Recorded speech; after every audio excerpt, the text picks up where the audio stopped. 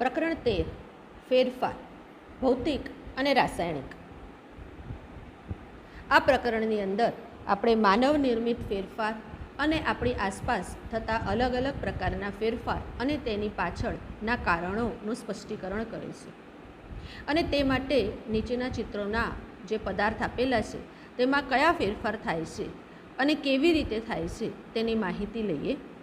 સૌપ્રથમ અહીં આપણને એક કપની અંદર દૂધ આપેલું છે અને એ દૂધમાંથી આપણે દહીં બનાવીએ છીએ. તો દૂધમાંથી દહીં એની જાતે જ નથી બનતું, એના માટે આપણે એમાં મેળવણ નાખવું પડે છે. મેળવણ એટલે કે એક પ્રકારનું જૈવિક પદાર્થ જીવાણું આપણે નાખીએ છીએ. એ સૂક્ષ્મજીવ જે આપણને ઉપયોગી છે અને એને કારણે દૂધમાંથી દહીં બને છે. દહીંમાંથી પાછું દૂધ મેળવી નથી શકતા, માટે આ કાયમી ફેરફાર છે તેમ આપણે કહીએ છીએ. અને રસાયણને કારણે થતો ફેરફાર છે તેમ પણ આપણે કહી શકીએ. બીજા ઉદાહરણની અંદર હાથમાં બરફ લીધેલો છે અને એ બરફ થોડાક સમય પછીથી તેનું પાણીમાં રૂપાંતર થાય છે, એટલે કે તે પીગળે છે, ઘન સ્વરૂપનું પ્રવાહી સ્વરૂપમાં રૂપાંતર થાય છે. આ પાણીને ધારો કે આપણે એક વાટકીમાં જમા કરીને રાખીએ અને ફરીથી એને આપણે ડીપ ફ્રીઝમાં મૂકીએ તો એ પ્રવાહીનું ફરીથી ઘન સ્વરૂપ ધારણ થાય. એટલે કે આ કાયમી ફેરફાર નથી, તો આ ભૌતિક ફેરફાર છે તેમ આપણે કહીએ છીએ. અહીં ત્રીજા પ્રકારનું આપણે જોઈએ તો બીજમાંથી અંકુરણ ફૂટે છે. એટલે કે બીજ પરિપક્વ થાય, બીજને પાણી મળે, માટીમાંથી જુદા જુદા એને રાસાયણિક પદાર્થો ક્ષાર વગેરે મેળવવાને કારણે તેનું અને સાથે સાથે તેને હવામાંથી જો ઓક્સિજન પણ મળે તો આ બીજમાંથી અંકુરણ ફૂટે છે. આ અંકુરણમાંથી એક નવો છોડ તૈયાર થાય છે. તો આ કાયમી ફેરફાર છે. આ ત્રણ ઉદાહરણમાંથી આપણને એટલું તો સ્પષ્ટ થાય કે જે ફેરફાર કાયમી હોય તે ફેરફારને આપણે રાસાયણિક ફેરફાર કહીએ છીએ અને જે ફેરફાર કાયમી નથી તેને આપણે ભૌતિક ફેરફાર કહીએ છીએ. ભૌતિક ફેરફારનું હજુ એક ઉદાહરણ જોઈએ, પાણીનું ઉકળવું. પાણીનું ગરમ થતાં તેનું વરાળમાં રૂપાંતર થાય છે, પરંતુ આ વરાળને જો આપણે એક છીબા ઉપર ભેગી કરીએ તો એ છીબા ઉપર જે વરાળ જમા થયેલી તેમાંથી ફરીથી પાણી આપણને મળે છે. એટલે કે પાણીનું બાષ્પીભવન થાય અને એ બાષ્પીભવન રૂપ જે વરાળ છે તેને જો આપણે ઠંડુ કરીએ, એનું સંઘનન થાય તો ફરીથી પ્રવાહી મેળવી શકાય. તો આ ભૌતિક ફેરફાર છે. તેના પછીનું ઉદાહરણ આપણે જોઈએ, ફટાકડાની અંદર રાસાયણિક પદાર્થ હોય છે જેમાં જ્વલન થતાં તેમાં કાયમી ફેરફાર થાય છે. અહીં ઈંધણનું દહન, લાકડાનું દહન થાય છે. આ બંને પ્રકારમાં આપણને દહન થવા માટે ઓક્સિજનની જરૂર છે અને તેને કારણે હવામાં રહેલો ઓક્સિજનનું દહન થતાં તેનું રૂપાંતર થાય છે અને કાર્બન ડાયોક્સાઇડ વાયુ ઉત્પન્ન થાય છે.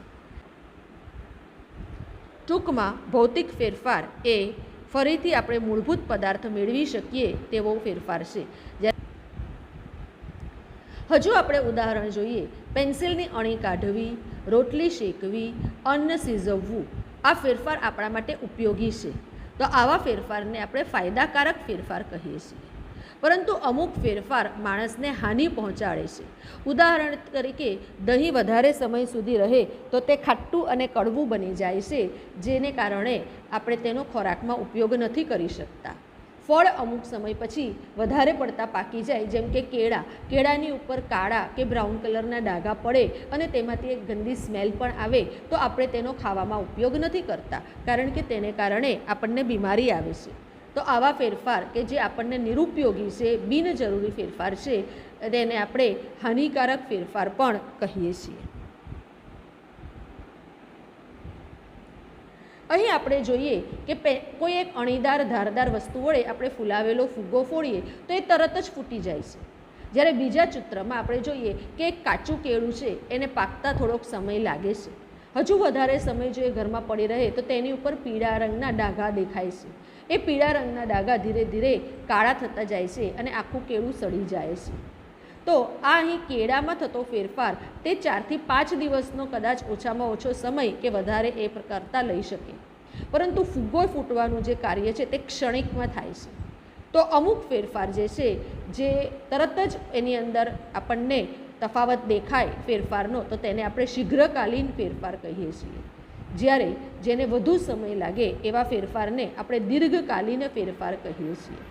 ટૂંકમાં ઓછા સમયમાં થતા ફેરફારને શીઘ્રકાલીન ફેરફાર અને વધુ સમયમાં થતા ફેરફારને દીર્ઘકાલીન ફેરફાર કહેવાય છે. મીણને પીગાળીને ફરીથી મીણ જ બને છે. આ ક્રિયા ફરી ફરી શક્ય થાય છે, તેથી તે ઉલટ સુલટ છે તેમ આપણે કહીએ તો આવા ફેરફારને આપણે પરિવર્તનીય ફેરફાર કહીએ છીએ.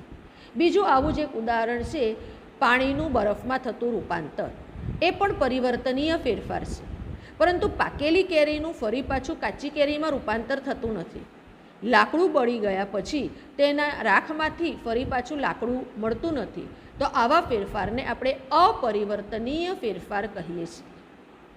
તો અપરિવર્તનીય ફેરફાર એટલે શું? કે જે ક્રિયામાં ફરીથી આપણે મૂળભૂત પદાર્થ પાછા મેળવી ન શકીએ તેવા ફેરફારને અપરિવર્તનીય ફેરફાર કહીએ છીએ. ઉદાહરણ તરીકે લાકડાનું જ્વલન. તો પરિવર્તનીય ફેરફાર એટલે શું? કે જે ફેરફારને આપણે ફરીથી ને ફરીથી પાછા મૂળભૂત સ્વરૂપમાં ફેરવી શકીએ તેવા ફેરફારને આપણે પરિવર્તનીય ફેરફાર કહીએ છીએ. ઉદાહરણ તરીકે બરફનું પીગળવું, મીણનું પીગળવું વગેરે. એ આપણે ઉદાહરણ જોઈએ. દિવસ પછી રાત આવે, સૂર્યોદય પછી સૂર્યાસ્ત થાય, સમુદ્રમાં ભરતી આવે પછી ઓટ આવે. તો અહીં એક પછી એક ક્રિયા સતત થતી જ રહે છે. દિવસ પછી રાત અને રાત પછી દિવસ, સૂર્યોદય પછી સૂર્યાસ્ત અને સૂર્યાસ્ત પછી પાછો સૂર્યોદય, સમુદ્રમાં ભરતી પછી ઓટ આવે અને ઓટ પછી પાછી ભરતી આવે. તો અહીં આ ફેરફાર આપણે કહીએ કે આવર્તિત ફેરફાર છે, એટલે કે એ ક્રિયા એક પછી એક સતત થયા જ કરે છે. તો આવા ફેરફારને આપણે તો કેટલાક ફેરફાર ચોક્કસ સમય પછી ફરી ફરી થાય જ એવા ફેરફારને આપણે આવર્તિત ફેરફાર કહીએ છીએ. જ્યારે અમુક ઉદાહરણમાં ઝાડ પર બેઠેલું પક્ષી ઉડી જાય તો એ પાછું એ ઝાડ ઉપર જ આવે તેવું નક્કી ન કહી શકાય. વધુ વરસાદ આવવાને કારણે પૂર આવે, પરંતુ એ દર વર્ષે આ જ સમય ઉપર આવે એ જરૂરી નથી. ઉલ્કાપાત એટલે કે આકાશમાં રહેલા તારાઓનો જ્યારે કાર્ય સમય પૂર્ણ થાય ત્યારે તે બિંદુ સ્વરૂપમાં ધરતી ઉપર આવે છે અથવા તો ફેંકાય છે તેમ આપણે કહીએ. આને આપણે ઉલ્કાપાત કહીએ છીએ. તો ઉલ્કાપાત ક્યારેક જ થાય, એટલે કે જ્યારે તારાની અંદરના જે કોઈ પણ રાસાયણિક પદાર્થ છે એ પૂર્ણ થતાં તે પોતાનું જીવન ગુમાવે છે અને તે આકાશમાંથી બહાર નીકળી જાય છે. તો અહીં આપેલા જે 3 ઉદાહરણ છે તેમાં ચોક્કસ સમય પછી ફરીવાર એક કાર્ય પૂર્ણ થયા પછી તે ફરી પાછું ક્યારે થશે તે કહી ન શકાય, અને તેથી જે ફેરફાર ફરીથી ચોક્કસ સમય પછી ન થાય તેને આપણે અનાવર્તિત ફેરફાર કહીએ છીએ.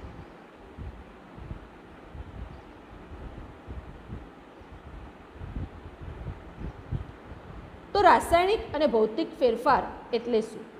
તો કાચી કેરીનું પાકી કેરીમાં થતું રૂપાંતર એ રાસાયણિક ફેરફાર છે, કારણ કે કાચી કેરીની અંદર જે કોઈ પણ ખાદ્ય પદાર્થ એટલે કે શર્કરાના વિવિધ પ્રકાર છે તેમાં ફેરફાર થાય છે અને તેને કારણે તેના સ્વાદમાં પણ ફેરફાર થાય છે. કાચી કેરી સ્વાદમાં ખાટી, પાકી કેરી સ્વાદમાં મીઠી હોય છે. રંગમાં પણ આપણને ફેરફાર જણાય છે. જ્યારે એવી જ રીતે આપણે બીજું ફેરફાર જોઈએ તો ફૂલની કળીમાંથી આખું ફૂલની પાંખડીઓ એક એક કરીને ખીલી જાય છે અને તેને કારણે તેની અંદર સુગંધ પણ આવે અને તેના કદમાં પણ ફેરફાર આપણે સ્પષ્ટપણે જોઈ શકીએ છીએ. તો આ બંને ફેરફાર જે છે તે રાસાયણિક ફેરફાર છે, કારણ કે પૂર્ણપણે ખીલી ગયેલા ફૂલમાંથી ફરીથી કળી નથી મળતી અને સાથે સાથે અહીં જે પાકી ગયેલી કેરી છે તેમાંથી કાચી કેરી નથી મળતી, કારણ કે આ બંને ઉદાહરણમાં સજીવની વૃદ્ધિ થાય છે.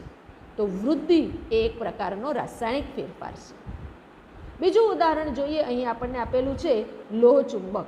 લોખંડની ઝીણી ઝીણી રજકણો ઉપર આપણે આ લોહ ચુંબક જ્યારે ફેરવીએ તો તેમાંથી આપણે લોખંડની રજકણ ને એની અંદર જે કોઈ પણ આ પીળા રંગનો ગંધક જેવો પદાર્થ છે તેને આપણે છૂટું પાડી શકીએ છીએ. એટલે કે અહીં ડીશની અંદર પીળા રંગનો ગંધક છે અને બહાર લોખંડની ઝીણી ઝીણી રજકણ છે જે આપણે લોહ ચુંબક વડે છૂટી પાડી છે. બીજા ઉદાહરણમાં આપણે જોઈએ તો ગ્લાસની અંદર આપણે બરફના ટુકડા લીધા છે. અમુક સમય પછી એ બરફનું રૂપાંતર પ્રવાહીમાં થાય છે તો અહીં ફક્ત પદાર્થનું સ્વરૂપ બદલાય છે, એટલે કે છૂટું પડે છે, જેને આપણે પાછું અંદર મૂકીએ તો ભેગું થઈ જશે. અહીં આ પાણીને જો આપણે ફરીથી ડીપ ફ્રીઝમાં મૂકીશું તો એ ફરીથી ઘન સ્વરૂપ ધારણ કરશે. તો અહીં આ બંને જે ઉદાહરણ છે, લોખંડની રજકણ અને પાણી બરફનું પીગળવું, આ બંને જે છે તે ભૌતિક ફેરફાર છે તેમ આપણે કહીએ છીએ. ઉપર જે આપણે ફેરફાર જોયો એ ફેરફારમાં આપણે મૂળ પદાર્થના ગુણધર્મ તેના તે જ રહ્યા છે, એટલે કે બંધારણ કાયમ રહ્યું છે, નવો પદાર્થ બન્યો નથી. તો એવા પદાર્થને આપણે એવા ફેરફારને આપણે ભૌતિક ફેરફાર કહીએ છીએ. પરંતુ કેરી અને ફૂલના ઉદાહરણમાં આપણે જોયું કે મૂળ પદાર્થના ગુણધર્મ બદલાઈને નવા અલગ ગુણધર્મવાળો જ નવો પદાર્થ થયો છે, અને તેથી તેવા ફેરફારને આપણે રાસાયણિક ફેરફાર કહીએ છીએ. તો ભૌતિક ફેરફાર એટલે શું?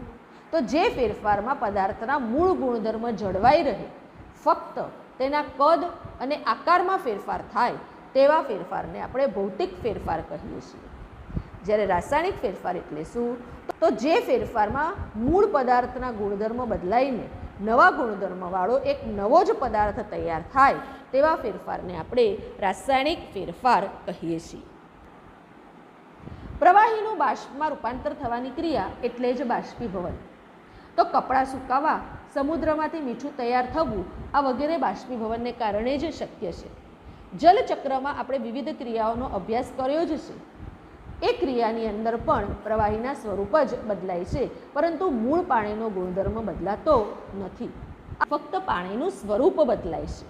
તે ઉપરાંત પાણીની અંદર વિવિધ પદાર્થનું ઓગાળવું અથવા તો પાણીનું ઉત્કલન, ગલન, ઠારણ, આ બધા જ જે છે તે ભૌતિક ફેરફાર.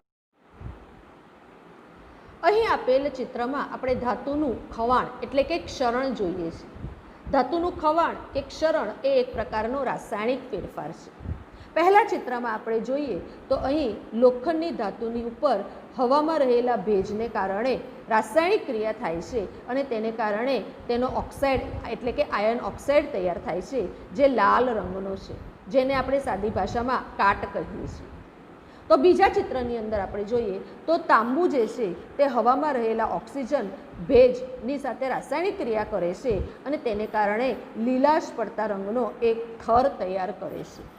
તો આ બંને ઉદાહરણ જે હવામાં રહેલા ભેજને કારણે થાય છે, અને તેથી આને આપણે ક્ષરણ અથવા તો ધાતુની ઉપર લાગતું ખવાણ એમ આપણે કહીએ છીએ. આ ખવાણ અટકાવવા માટે આપણે લોખંડની વસ્તુની ઉપર જસતનો પાતળો લેપ તૈયાર કરીએ તો તેને આપણે ગેલ્વેનાઇઝેશન કહીએ છીએ. તો તાંબા અને પિત્તળના વાસણોને આપણે કથીરનો લેપ લગાડીએ એટલે કે કલઈ કરીએ તો તેને કારણે પણ આ કાટ કે ક્ષરણ થતું આપણે અટકાવી શકીએ છીએ. તંત્રજ્ઞાનના આ યુગમાં પાવડર કોટિંગ જેવી નવી પદ્ધતિ વિકસિત થઈ છે. આમાં વિવિધ પ્રકારના રંગ લગાડવામાં આવે છે. તો લોખંડ, એલ્યુમિનિયમ વગેરે ધાતુ પર કરવામાં આવતા આ પાવડર કોટિંગને કારણે આપણે આ ધાતુનું આયુષ્ય જે છે તે વધારી શકીએ છીએ, અને જેથી કરીને ધાતુનું ક્ષરણ અથવા તો ખવાણ થતું નથી.